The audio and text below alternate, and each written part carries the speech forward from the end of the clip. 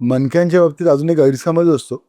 मणक्याला बाक आहे ना, अर्थात उजव्या किंवा डाव्या बाजूला हे मणके वाकडे होतात. स्कोलिओसिस म्हणतात या आजाराला. किंवा इव्हन काही व्यक्तींमध्ये हे मणके बॅकवर्ड बेंडेड असतात. कायफोसिस म्हणतात. कुबड आल्यासारखं असतं. आणि हा जो स्कोलिओसिस किंवा कायफोसिस हा जो आजार आहे, मणक्याला बाक आहे ना, हा जो प्रकार आहे, तो जन्मापासून असतो असा एक गैरसमज असतो. तर लक्षात ठेवा, मणक्याला बाक येणं याचं कारण मणक्यांची झीज असते. वाढत्या वयासोबत आपल्या शरीरातली हाडं ही झिजत असतात आणि ज्या वेळेला मणक्यांच्या हाडांची झीज ही विलक्षण असते किंवा मणक्यांचा संधिवात असतो, त्यावेळेला पाठीचा कणा हा एका बाजूला वाकडा होतो.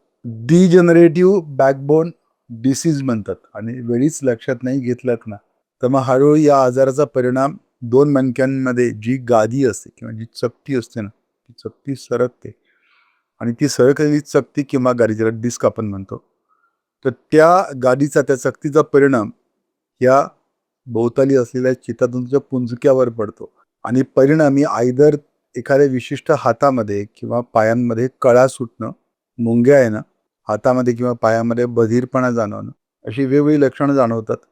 ॲडल्ट डिजनरेटिव्ह स्कोलिओसिस या आजाराचं नाव आहे.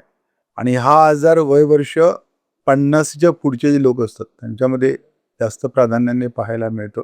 तर मणक्यांची झीज भरून काढण्यासाठी काही प्रभावी औषधं वापरली जातात.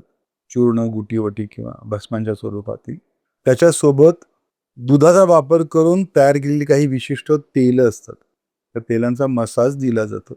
सोबत पंचकर्मातली एक अतिशय चमत्कारिक उपाययोजना, ज्याला आपण मण्याबस्ती किंवा कटिबस्ती म्हणतो, आणि त्याच्यामध्ये काही प्रभावी विशिष्ट तेल ही जे मणके झिजलेले आहेत त्याच्यावर विशिष्ट प्लास्टिक साधनांच्या मदतीने तिथे एक आळं तयार केलं जातं आणि त्या आळ्यामध्ये ती तेलं भरली जातात विशिष्ट वेळेपुरती आणि ती तेलं हळूहळू झिरपत जातात त्या हाडांपर्यंत आणि त्या ज्या हाडांची झीज असते ती आटोक्यात येते.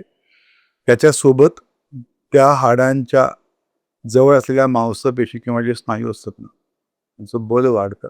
शिवाय पंचकर्मातील अजून एक उपाय ज्याला आपण बस्ती चिकित्सा म्हणतो आणि या बस्ती चिकित्सेमध्ये काही विशिष्ट प्रभावी म्हणजे हाडांची झीज भरून काढणाऱ्या अशा वनस्पती असतात आणि त्यांचा दुधामध्ये म्हणजे क्षीरपाक योजनेप्रमाणे काही विशिष्ट काढे बनवले जातात. त्याच्यामध्ये तुपं घातली जातात आणि त्या सगळं मिश्रणाचा बस्ती दिला जातो, एनिमा दिला जातो थोडक्यात. मग त्याच्यामुळे जी काही हाडांची झीज असते ती आटोक्यात येते. या सगळ्या चिकित्सेसोबत जर मेडिकल योगोथेरपी घेतली ना, तर असे जे मानेला किंवा पाठीला किंवा कमरेतल्या मणक्यामध्ये जे बाक असतात, ते बाक सरळ करणं फार सोपं जातं.